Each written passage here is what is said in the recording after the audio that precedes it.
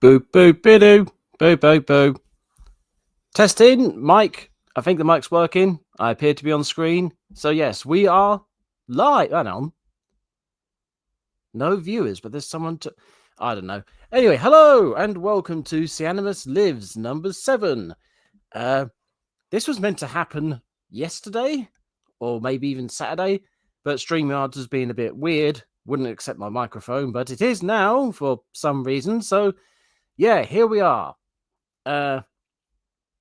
Yes, this stream has been inspired by Omni Viewer's recent video on Godzilla X Kong. If you've not seen it, it is about the plot hole regarding Skarkin's travel to the Iwi village, how long it takes, and all the stuff that happens in it. It was a bit of inspiration because, as much as that is a bit of a plot hole, it is by no means, in any way, shape, or form, the biggest significant plot hole in the film. As it turns out, there are two quite large holes in the film that need to be plugged, which I will be talking about today. We're not going to plug them. Under no circumstances are we going to be able to plug holes this big, but we are definitely going to be pointing them out and exploring them, sticking our tendrils into the gaping holes and explore. I'll stop that. So yes, if you're watching this, welcome. If you're watching this in the recording, welcome. And if you're interested, our mascot for today is the absolutely fantastic Tessa Fowler. You should be able to find plenty of images of her online.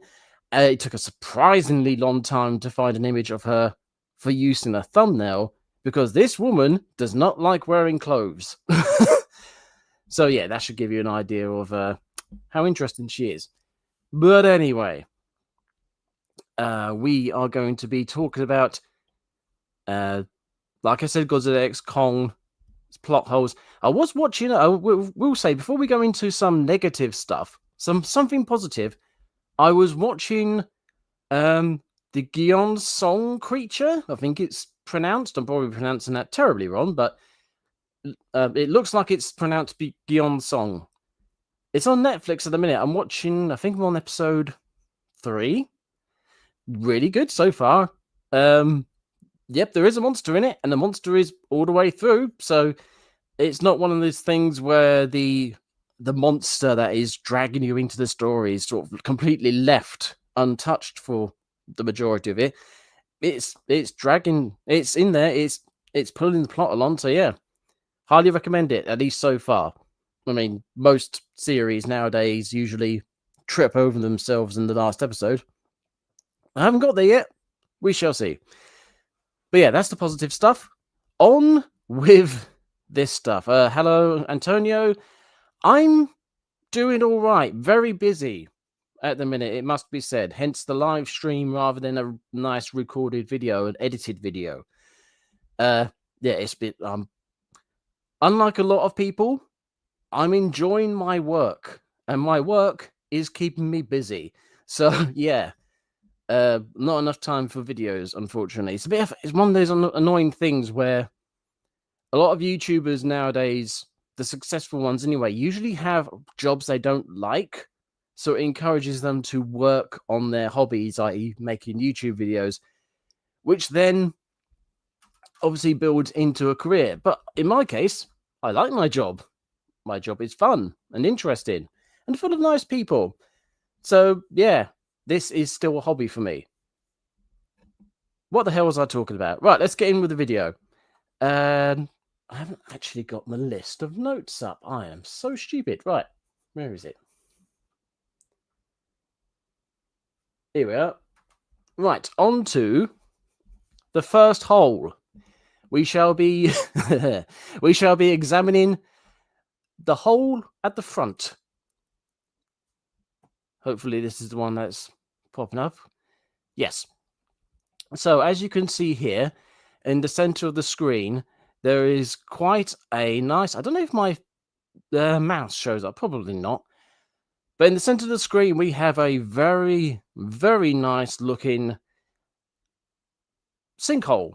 that we see at the beginning of Godzilla X Kong, which is created at the beginning of Godzilla X Kong. It's the one that appears underneath Kong's rockfall trap. And it is the one that essentially kicks off the plot. Now, I'm not one to complain about coincidences. Coincidences happen in real life. The famous one, the really, really famous one being what happened to kick off the First World War. If you don't know, go have a look. It's very interesting. And coincidences are usually used to kick off the plots in stories. But how good... Oh god, I'm losing my train of thought now. How good the coincidence is, how believable the coincidence is, usually gets our investment in the story going. And this one is really interesting because depending on how much you are aware of or how much you know, the believability of this coincidence grows and shrinks. I know that sounds kind of obvious, doesn't it? Oh, well, the more you know about the story, it makes you better. But in this case, it's the more people are aware of the facts of the story, because there is a fact in this in this film that people deny quite heavily. But that is actually the second point I'll be going into, the second major point I'll be going into. So we're going to focus on this one first. And the coincidence we have here is Kong just so happens to build a rockfall trap in what looks like to be a secluded area of, I was going to say the map, like it's a computer game, of the Hollow Earth. He just so happens to build this rockfall trap, digs a hole, sticks a load of what looked like stripped down trees into the hole, and then makes this whole trap on top of a hole. And not only does he not dig into the hole itself, but yeah, he also fills the hole in and doesn't make it open up after. Basically, it's a massive coincidence that he makes his trap on top of the hole, but doesn't actually open the hole up. That's a big, big coincidence. But how much of a coincidence? Conley's looking for his species, so he should theoretically be looking around places that the great apes were. Do we have any evidence that the great apes were in this area? We don't see any in the film, but then the film doesn't really do a great job of exploring the area. It doesn't make any kind of attempts to show Kong looking for the great apes around it, other than when he hears the frog, which again is a massive missed opportunity, but yeah. So why would Kong be here in this area? And Kong makes, we see later on, Kong has put a lot of traps around this area. He's very much invested in living here, which would make you think that this area is significant, that he's come here and gone, oh yes, this looks like a place where the apes might have been. But again, Godzilla X Kong makes absolutely no attempt to show that to us, to make that point. So yeah, it's a bit of an odd one that Kong would set up shop here. That's point one. Point two is that, yeah, he makes a lot of traps. Again, as we see later on, he makes a lot of traps all over the place. So the fact that he does make a trap on top of this sinkhole is more believable because of that. If it was just the one trap, yeah, that would be like an unbelievable coincidence. But the fact that there's lots of traps increases the chances that he might accidentally make this on top of this sinkhole. Especially if this hole, I'll go into this more later, if this hole was created by Godzilla to trap the other apes, then the hole is almost engineered, it's always been created to trap creatures. So the fact that Kong comes along later and goes, oh, this looks like a good place to trap creatures, that also reduces the amount of coincidence. It's almost like it's by design. So we've got sort of two conflicting issues there of Kong really shouldn't be here, staying around making up shop here when there's no good reason for him to do so. But then at the same time, because he's made up shop, it increases the chances of him actually finding this sinkhole. So coincidence-wise, I think we can let this off, especially with the information we find out later, but we'll get to that. But that's just the coincidence part. That's just setting off the story, which again, coincidences happen.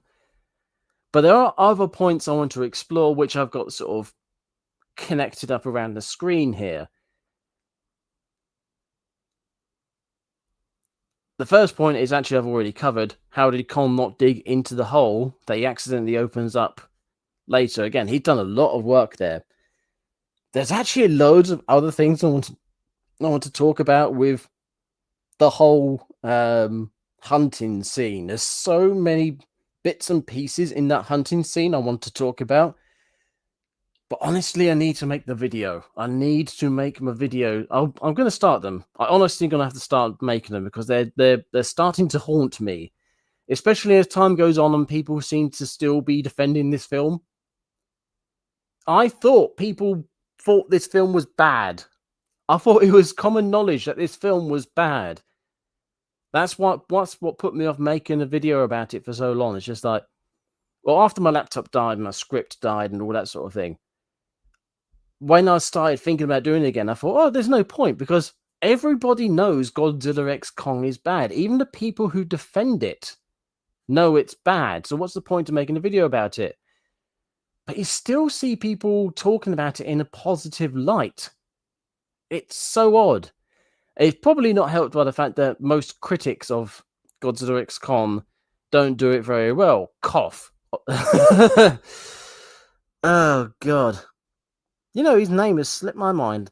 I'm going to take that as a good thing. We all know who we're talking about, even if I don't right now, but we do know who we're talking about. Anyway, so yeah, I need to make my videos on Godzilla X Kong to talk about that's the hunting scene and all the problems with it, along with all the other scenes and the problems with it. But right now, we're focusing on this hole. And jumping past how did Kong not dig into the hole that he dug into, we go on to the second one, which is, where did the rubble and the Ralph corpses go? That goes into the top right corner of the screen there, which is a Kong standing at the bottom of the sinkhole, surrounded by the crystals. He holds up his axe and they all light up, and his axe lights up, and it's all mysterious. I wonder why it's doing that. Anyway, oh, that happens so often in this film. Oh, I wonder why this is happening. Anyway, it's just, there's so much you could do with that, and they just run past it because they just can't be bothered. And that's my phone going off. I don't know if that got picked up by the mic. Anyway, but yeah, Kong stands at the bottom of the sinkhole.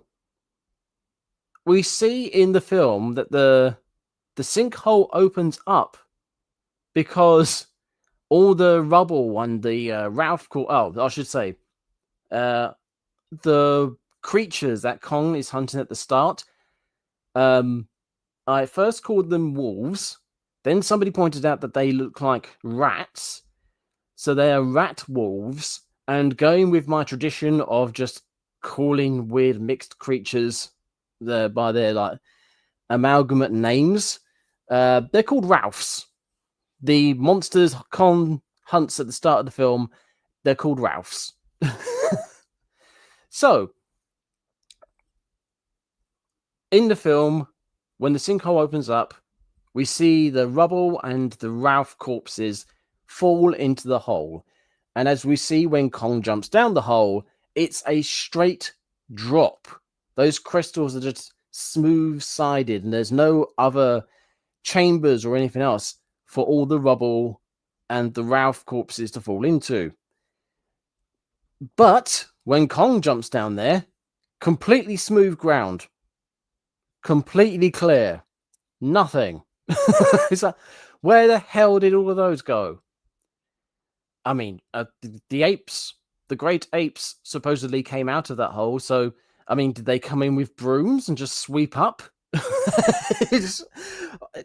Why? Why make that a point in the film to show the rubble on the corpses falling into the hole, and then not have them in shot afterwards? But that happens so often in this film as well. There's so many things where they show something and then they don't, it may has no significance, or they don't bother going into it. And that's going to be a thing later in this in this stream. Yeah, that sounds like a really small point, but in the greater context of what this film does, it's quite significant. On to my third point. So yeah, that's where did the rubble and the corpses go, where that Kong should have landed on. And then the third point is actually connected to that, which is also in the picture on screen, which again, if you go watch the film, you can see in a bit more detail. Why are there so many bones here? This goes back into my point earlier, talking about, was this the hole? Well, I said that potentially this is the hole that Godzilla created to then trap all of the great apes in. And that's what everybody assumed. I suppose everybody assumed when watching this film, is that you see this hole open up, and it opens up into the area that Scar King is living in at this point. And then the Iwi say, oh yeah, this is where he was trapped. So you assume that this hole must be the hole that Godzilla created. More on that in a bit. It then makes a sort of sense that, again, in the shot, we see a couple of bones focused on in the film, like Kong holds his axe forward and you see a couple of skulls lit up. But in the wider shot, the shot that I've got in my thumbnail here, there's a lot of bones, like a lot of bones. It makes you know how many apes died here. It then goes into sort of the greater storytelling, and I would give props to the film for this, except they don't do anything with it. By which I mean, you see a lot of ape bones here, which then suggests that a lot of corpses were down here, a lot of ape corpses.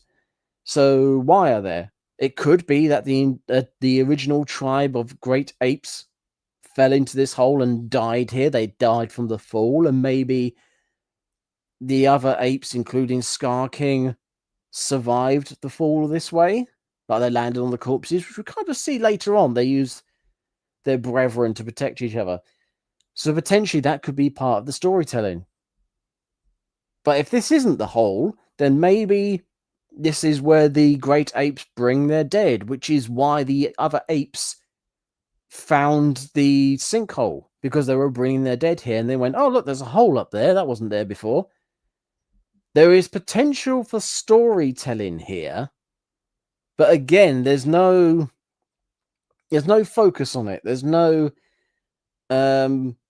examination, no building up of it. It's just we see a bunch of skeletons and then we move on. it's the suggestion of storytelling, but the suggestion is not actual storytelling. It's kind of disappointing in that way. It's like, oh, nice detail. Anyway, God, that's going to keep happening, isn't it? What's the next point? Point number 4. How did the apes find the hole so quickly? That kind of comes out of what I was just talking about. If the bones were suggestive of some kind of great ape graveyard, then that would make an excuse for why the great apes that we see come out of the hole found the hole, because they were taking their dead here, they were burying their dead, and oh, look, there's a hole.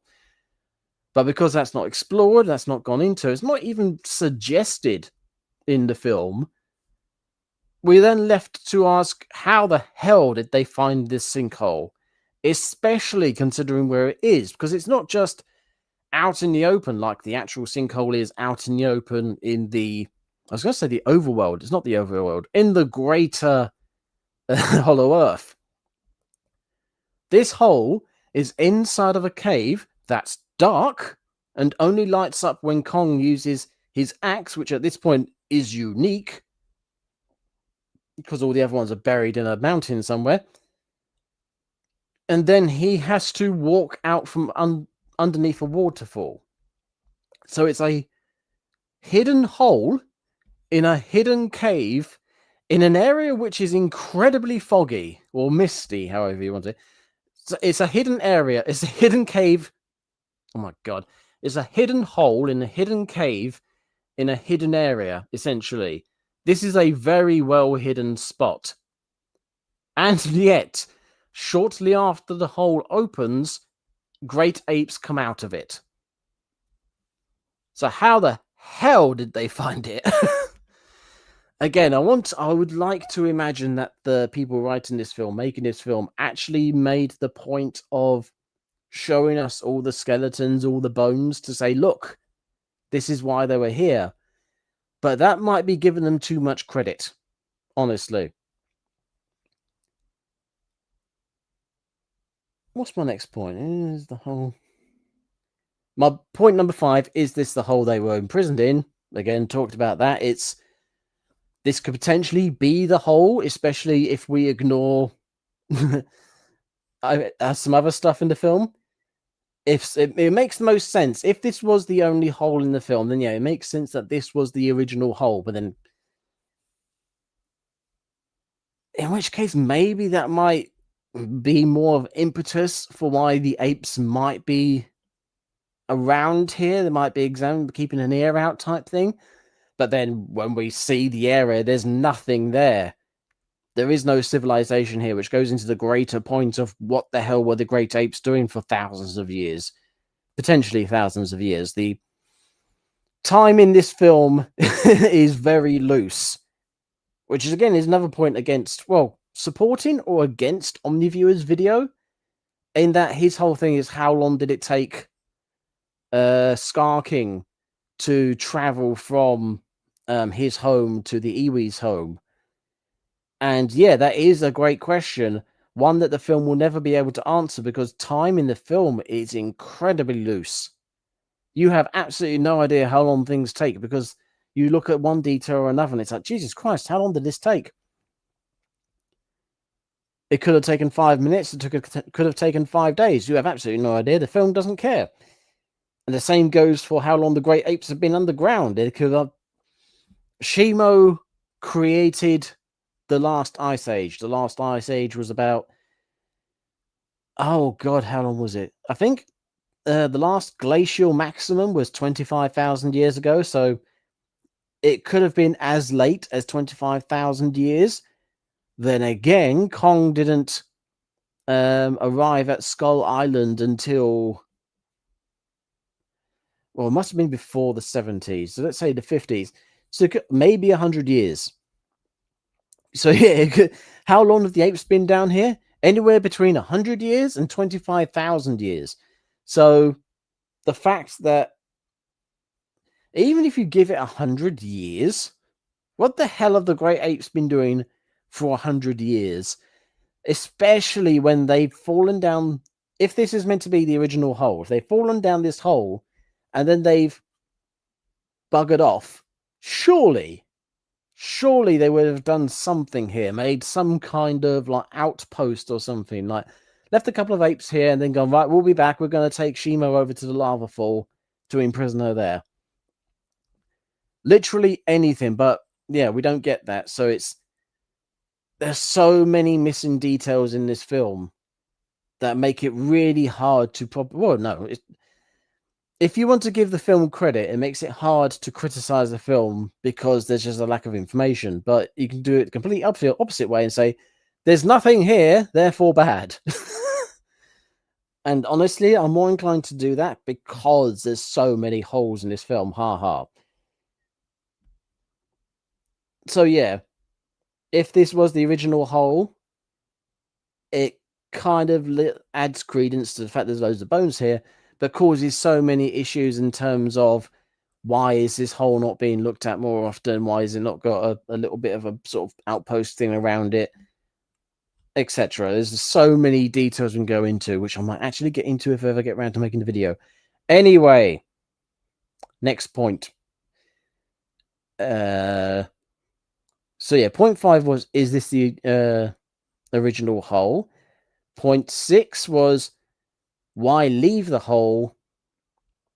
And then point 7 is, why did they leave it now?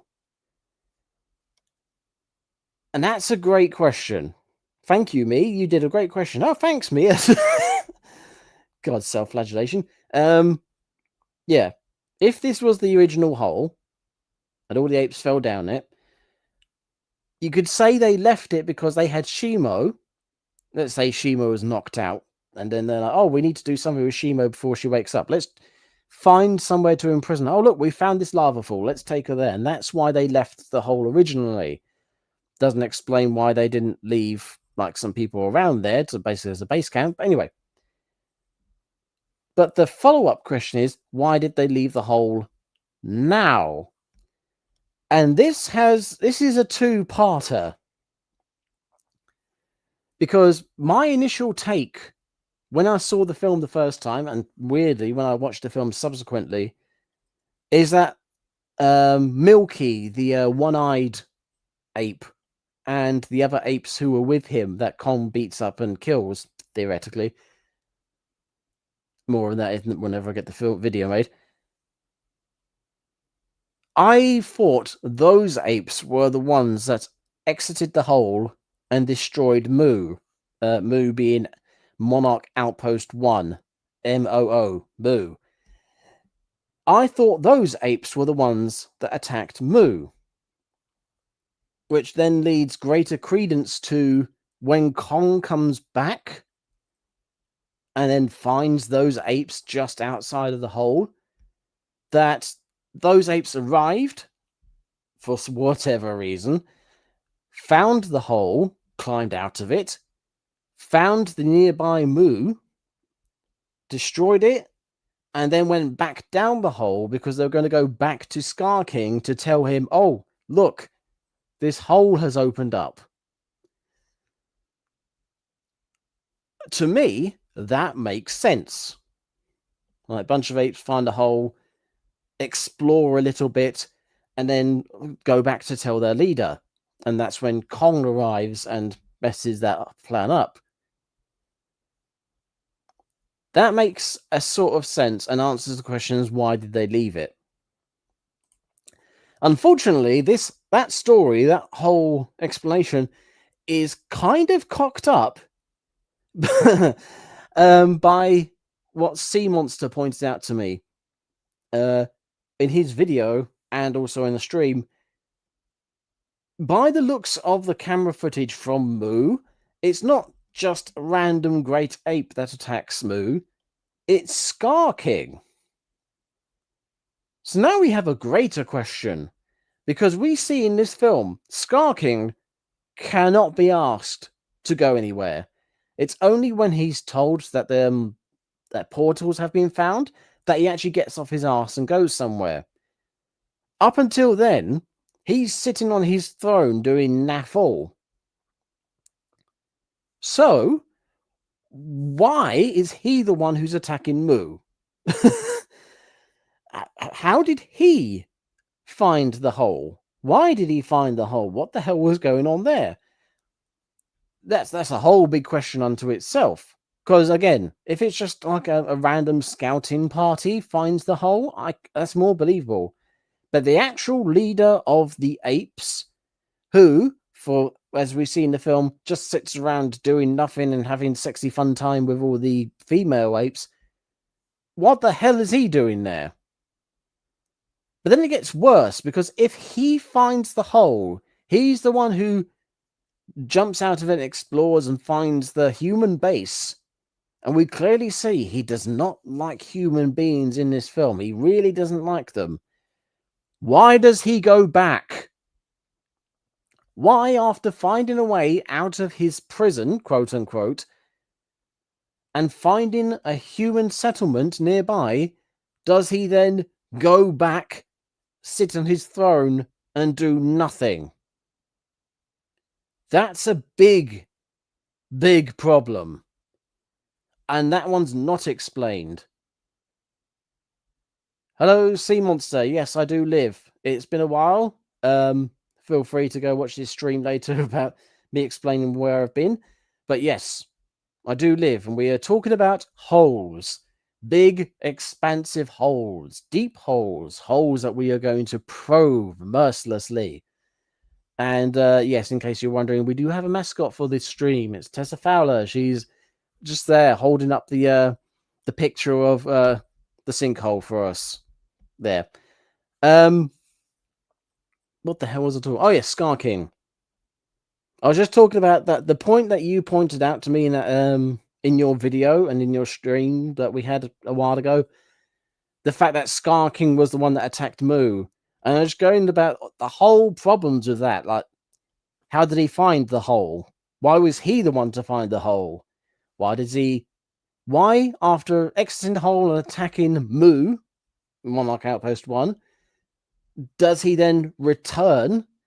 Not only return, but go all the way back to his home and then just sit on his ass and not do anything. It's a huge problem, and the film makes absolutely no attempt to explain it. Will you discuss the Egypt fight? Not in this stream. That's definitely something for video, which again I need to get to, and I'm really kind of incensed to make now, thanks to recent stuff. But yeah, Scar King being the one that comes out, it immediately makes me think that they made Scar King the one who attacked Moo because recognition, because he's so distinct, because that eye in the camera is like, oh wow, look at that sort of thing. It's really distinct compared to the other ape eyes. But didn't realize that caused problems, or they did realize it caused problems, so they didn't make it a major plot point, but didn't change it. And again, that's just something I think happens in Godzilla X Con a lot. There's like details they add in that they think will look cool, but they don't think about the greater ramifications of them. And this is definitely one of them. So yeah, that was point, what was that, 7? He's capable of getting off his hairy rear to attack Outpost 1, Moo, but not to go and search for a portal to the surface, which he wouldn't need to go to the Iwi hideaway to find. Yes, that's another problem, isn't it? Because we see later in the film, he is more than happy to go through the portal on his own.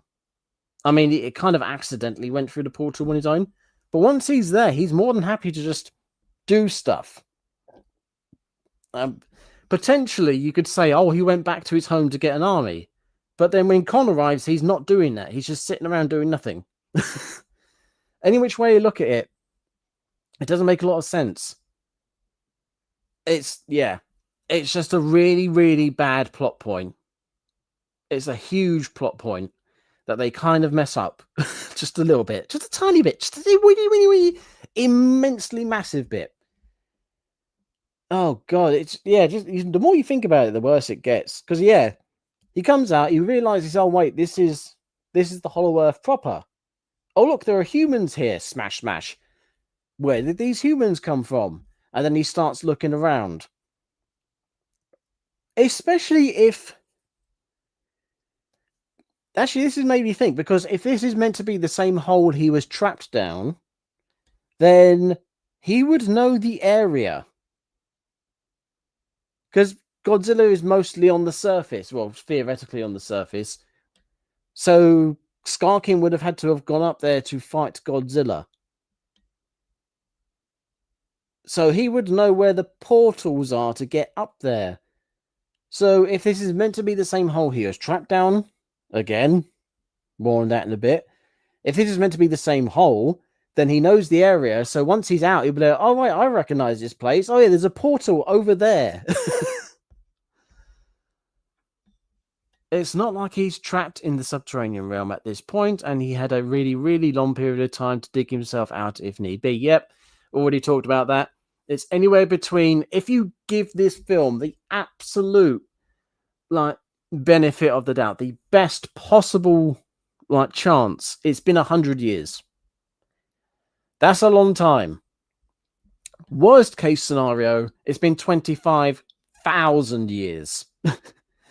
Any which way you look at it, there's been a long period of time for him to have done something, and he ain't done that. Oh dear.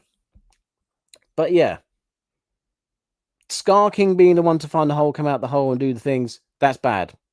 It's really, really bad.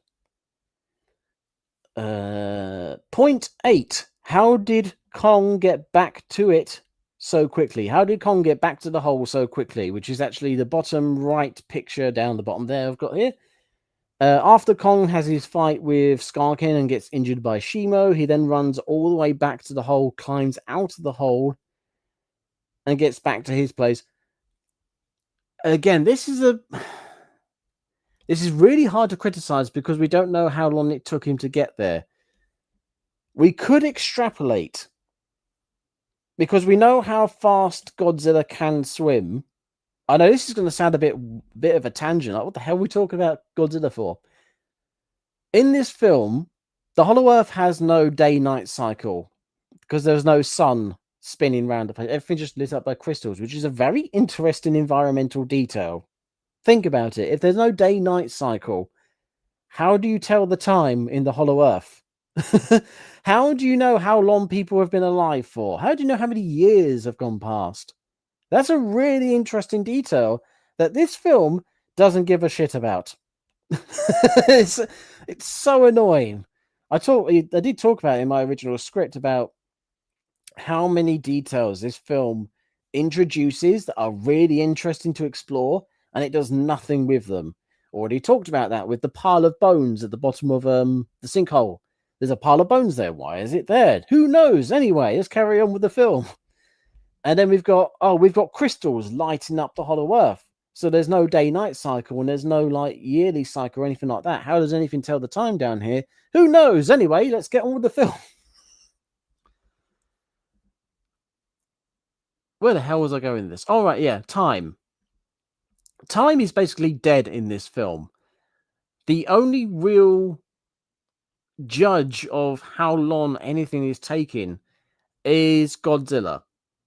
Because Godzilla is swimming about in this film. He's swimming from Italy to France to Spain, which is a really stupid journey, but never mind. And then up to the Arctic Circle. So he's swimming and walking all through there. And we know how fast he can walk and swim. So then we can judge how long the film is taking based on that. And it's something like days on days of travel time. I think it worked out. It's something like 6 days it took for Godzilla to go from Rome to the Arctic Circle based on his journey. So it's something like 6 days of travel time that Kong takes to go from his sinkhole to Scar King's lair.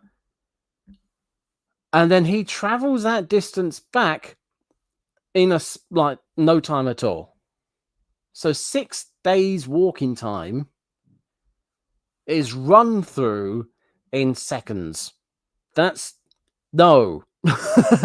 No on so many levels. We'll see monsters. Which is funny because the sky looks a bit sunset-like during the scene where Kong offers food to Tsuko. Yes, that's like a full-on like emotional, like peaceful sunset moment. Like it's about to go to nighttime and about to have a nap. The best sort of explanation for that you could possibly have is that the nearest crystal formation giving off light is quite far off in the distance, and that quote-unquote sunset is the crystal formation giving off light, but because it's so far away, that's why you get the sort of the moody light going on. Doesn't really explain why there's no crystals in Godzilla vs. Kong, why there's no light going on there. And no, I don't accept the mountain being the thing that's giving off light, there's actually a really big, like, a good old discussion to have about how far away the horizon is. Because given how big Earth is, the horizon for any given human being is about 3 miles away. Which then obviously gets further and further away the higher up you go. But the hollow Earth is much smaller in terms of curvature. So it makes you wonder how close the horizon is in the hollow Earth. It also makes for some interesting things, especially what surface you're on. Because then theoretically you would be able to see more distance if you're on the how to explain this? If you're on the inside curve, as it were, you'd see the horizon be very close, but on the outside curve, you'd not only be able to see more of the horizon of the inside curve, but the outside curve would go on further. That's really interesting. Again, these are all details that Godzilla vs. Kong, in this case, brings up. Never explored. But it's such an interesting idea, and it's never explored. So it took Elaine and company 6 days to find the Iwi. Well, this is again. Time in this film doesn't exist. How long did it take to get there? It's entirely up to you. It's entirely subjective, which is why any arguments about how long it took to do things just you can't pin down. If you want to be positive about it, you can just say, well, we can't explain it. But if you want to be negative about it, it's just a blanket statement of time is bollocksed up in this film. And it's just, every time somebody says, well, how long did that take?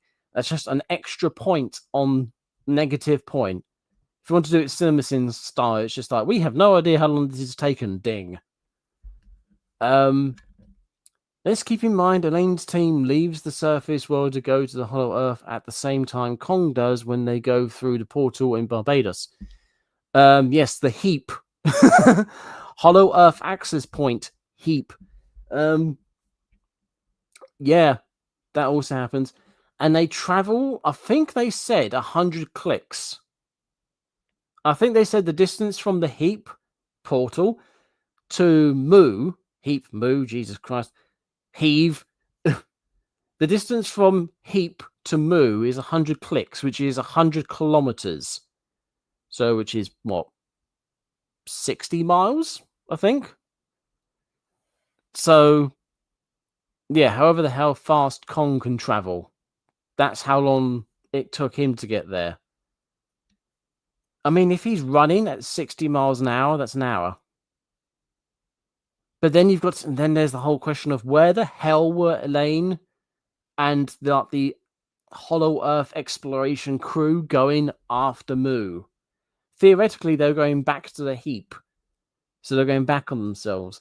But then that would have put them closer to the heap. Well, we don't know. They're just flying off in a direction. They're just flying around when we see them after Moo. So it's like, where the hell were they going? Are they going further away from the heap? Are they going closer? If they're going closer, they don't have to go very far before they can communicate with heap again. But we don't see them even trying to do that. So where the hell were they going? Which just adds on to the how long is all this taking? You see what I mean? Time is so messed up in this film because we don't know where anybody is, how long it's taken to do things. It's a mess. It's an absolute mess. How long it took Kong to get back to his hole. Yeah. So if we're imagining it took Kong a day, 2 days, 6 days, however the hell long it took him to get to Scar King's lair, he then ran back that distance, which would obviously take less time because he's running, but at the same time he's injured, and it's still going to be a hell of a distance. He does it way too quickly. But but we also don't see him run the distance, and we also know that he exited Scar King's lair through that cave. So where that cave led, we don't know. And I say we don't know because I'm now going to load up the second image. The second hole. Oh, the good Lord.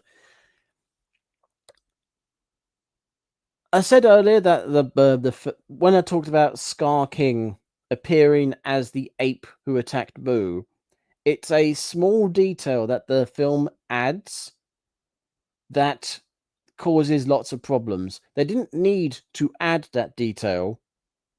They could have left that out. They could have done literally anything else. But they added in this one detail and it causes so many issues. This is a prime, or possibly the prime example. They added in, I think it's 10 seconds. It might be 15 seconds. It's a very short amount of time where they show the pursuing apes, the apes that are pursuing Kong from Scar King's lair. Shows them crawling out of a hole. That is 100% not the original sinkhole. Like you can see on screen here, the sinkhole Kong opened up is inside a ravine, surrounded by mountains.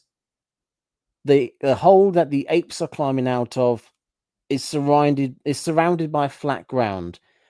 We even see them running along the flat ground. It's quite a wide open area. There is no way, shape, or form that these two holes are the same hole. Anyone who even attempts to argue that they are is just being dishonest with people they're talking to and to themselves. This is not great. And the problems this causes, well, it solves one issue in terms of how coincidental is it that Kong made a trap on top of the sinkhole. If there was just the one sinkhole, yeah, that would be a problem. But this film now tells us that there are more than one sinkhole. There is another sinkhole. Therefore, the coincidence of Kong building a trap on top of a sinkhole is reduced massively, especially with him making lots of traps. If there's lots of sinkholes around and he just happened to build one of his many traps on top of one of many sinkholes, that makes that coincidence a lot more believable. But it also causes a lot of other problems, doesn't it? Oh dear. Where are my points on that? So the first point about the second hole that we see in the film, that is open. I think that's an important point to make. The first hole, that Kong creates that hole. It's blocked up, and then his trap opens it up. So until then, that hole was sealed and supposedly hidden, even though if that's meant to be the original hole, the apes would know where the hole is. Why didn't they dig out? But this second hole is clearly wide open, and we don't see it being opened. Was it opened during the chase? Did Kong somehow dig his way out? Did he open up a sinkhole? We don't see that in the film. There's no evidence for that either. So you can't really argue that as a point. Therefore, we can assume this hole was already open. But if it was already open, why did the apes not escape through this hole in the past 100 years, in the past 25,000 years? Especially when the film has already showed us that Scar King himself is just roaming around and finding these things. This is a huge problem. Again, we're giving the film the benefit of the doubt. It's been about 100 years minimum that these apes have been down there.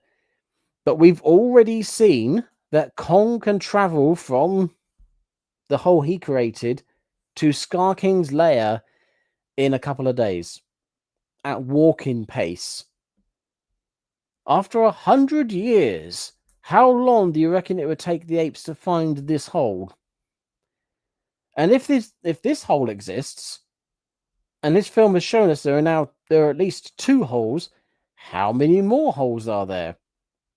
If there is more than one hole, and like I said, if the hole Kong opened up was the original one, I said that if Scar King came out of there, he would have gone, oh wait, I recognize this place, I know where to go. If perchance he found one of these open holes and went through it, and he's going, oh, I don't recognize this place, how long would it take for a Titan-sized creature to wander around and just find things? I doubt it would take that long. Especially considering there are multiple portals around the Hollow Earth leading up to the surface. After 100 years, and with multiple access points, the great apes would have found their way out of their quote-unquote subterranean prison, unquote, got back to the Hollow Earth proper, found a portal, and escaped back to the surface. Escaped, I suppose, not quite the right word. Gone to the surface. But obviously that didn't happen. And all of that, what I just said, is brought up by the fact, again, I can't stress this enough, a 15-second clip of apes climbing out of a hole. Why on earth did this film show us that? Why? Why would they show us that? It's, again, they've added in details that they didn't need to add in, which caused all sorts of problems, and they didn't seem to realize how many problems that caused. And it's easy to explain why they didn't think how many problems that would cause. They just didn't think about it. They didn't think about it at all.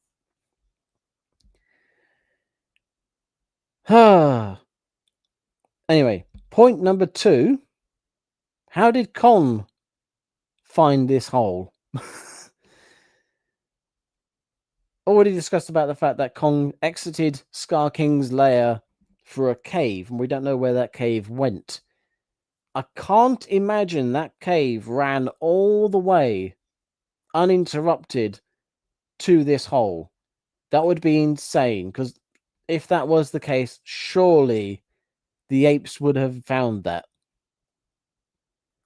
So then begs the question, where did Kong go? Did he run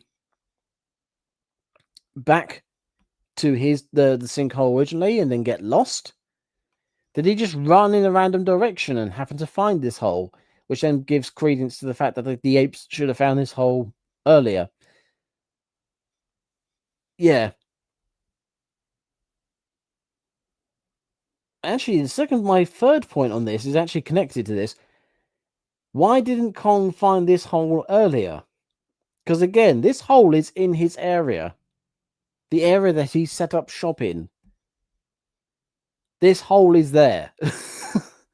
And it's a very short distance away from a bunch of Kong's traps. So Kong has been in this area, been near this hole. And at no point has he thought to himself, should I go down here and explore it? Especially considering that he's apparently able to climb out of these things with one hand, with the other one being injured. So, and these apes climb out of this. Again, the problem with climbing out of these holes when they're completely smooth-sided and they don't seem to be making they're not digging their fingers into it. It's just a detail that really gets to me. It's one of those details, like when we see the fact that Kong has dug a hole into the bottom of this ravine. It's like, how did he do that? I'm presuming he used his axe to dig a hole into solid rock. But then you see him, he's clearly climbed out of this hole, and so did these apes. But are you telling me they're able to dig their hands into solid rock, into solid crystal, whatever this stuff is made out of? That's a thing. Well, again, we don't see that happen. We don't see like any digging marks or anything. It's just, logic would dictate that they can't do that easily, which then makes you question how they climb out the hole. But if they can do that, then that brings up some other issues, like why didn't the apes dig their way out of their subterranean prison? If they can climb out of this hole by just digging their fingers into solid rock and just creating their own handholds, like Wonder Woman did in her first film, she just smashed her hand into a stone wall to make her own handholds. If the great apes can do that with solid rock, then they can dig through solid rock. And if they can dig through solid rock, they would have been able to dig their way out of the subterranean realm.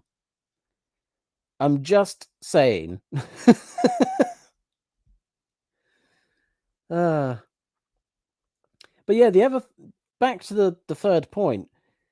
Why didn't Kong find this hole earlier? The whole reason Kong finds or decides to jump down the sinkhole in the first place is because he picks up the scent of apes. He's in his cave. The apes apparently went to his cave because they probably followed his scent to his cave, which again would make sense that they then went back to tell Scar King, but Scar King was apparently the one who was up there, so why didn't... Anyway, Kong went down the sinkhole because he smelled the other apes and went down there and basically tracked them like a bloodhound. If this hole is close enough to where Kong lives, or is close enough to where the apes are that they're able to get to it very quickly, and there's a lot of apes, surely Kong would have picked up their scent ages ago. Potentially, you could use that to explain why Kong is in this area in the first place, with no physical signs of great apes around, like the statues, the structures, anything like that. There's no obvious, like, physical signs of the apes. But maybe Kong smelt them and couldn't quite pinpoint where they were coming from because he was coming out of this hole. But then surely if he got to the hole, he would have gone, oh, the smell is stronger here. I should have a look down there. Especially considering, again, his traps are around this area, so he would have been near here. The more you look into it, the worse it gets. Which generally happens with bad films, with bad stories. The more you look into the details, the more problems you see. Essentially, the problem is this. Kong comes to this area. He looks around. He finds an open hole in the ground. The scent of apes would have come up through the hole. He would have gone down that hole and found them. He would have done this before he made any traps in the area. He goes down there, finds Scar King. Basically, what happens in the film happens. He comes back out, and then he's screwed because he hasn't put any traps down or anything. He gets killed. The apes come up. They take over the world. Or potentially they run into Godzilla. Godzilla calls the Titans in. The apes get absolutely slaughtered. That would be the more likely scenario, is that the apes get absolutely slaughtered.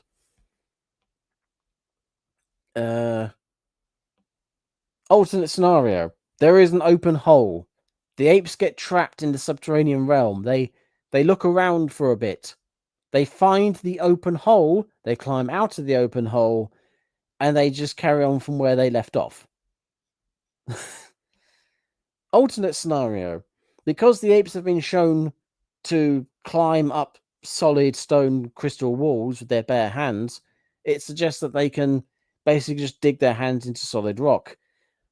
Same goes for Kong's sinkhole, like deadfall trap, is that he dug that hole out, potentially with his axe, but based on what we've seen in the film, could also do it with his bare hands, just dig into solid rock.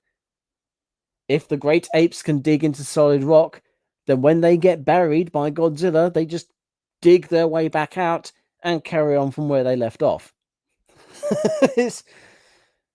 Oh, Jesus Christ. And based on what we see in the film, that it's not just a bunch of random apes that attack Mu, it's Scar King himself. Scar King is the one who finds the hole, who digs his way out.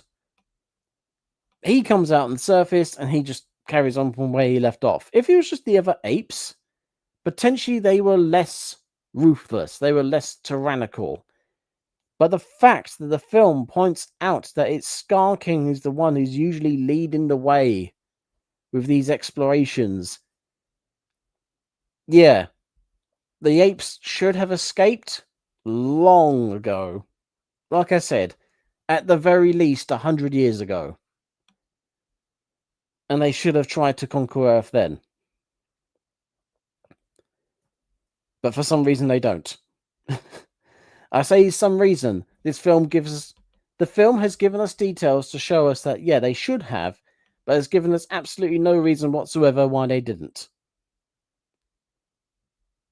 These holes, it's fascinating that when people talk about plot holes, it's very rare that the film actually creates a physical representation of the plot holes. Such wide, gaping plot holes as well. It's fascinating. And this is just this. Godzilla X Kong is absolutely ruined by just these two images.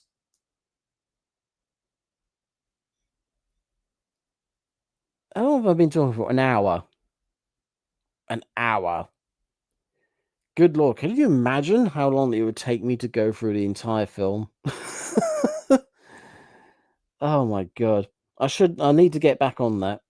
I think that's going to have to be a thing that I do. I might continue doing live streams just to talk about random stuff. I want to talk about, well, I'll talk about that in other streams, but yeah.